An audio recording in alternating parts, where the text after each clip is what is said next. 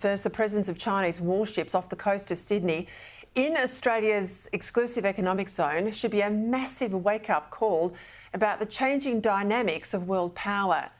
The Albanese government insists the Chinese government's our friend, despite the $20 billion worth of trade sanctions it imposed on us when we merely asked for an independent inquiry into the origins of COVID, despite the Chinese warship deliberately injuring Australian sailors, and despite this latest act of thinly concealed intimidation.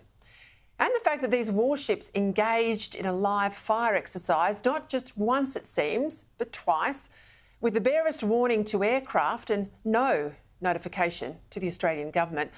Well, all that should be a wake-up call about Communist China's determination to throw its weight around.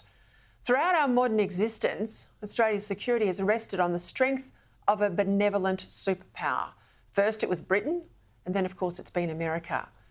The only time we've been seriously threatened thus far was in 1942, when a beleaguered Britain was unable to project sufficient power into our region. The then Prime Minister John Curtin famously looked to America for help. Well, now China is projecting power onto our doorstep, quite literally. And we've never been more alone, with a highly transactional US president and the promised AUKUS submarines at least a decade away. We need more ships and more planes now, with acquisitions drastically accelerated. And we need to end the net zero madness that's threatening to close down our steel and aluminium industries and risk leaving us dependent on imports from China. Now, I know we're on the cusp of an election and there's lots of other issues to worry about, but this is serious. China's been drawing a lot of red lines and then crossing them.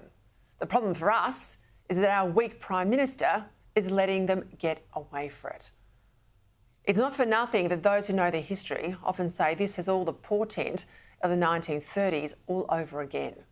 Let me tell you, the bloke in Canberra, well, he's clearly more Chamberlain than Churchill.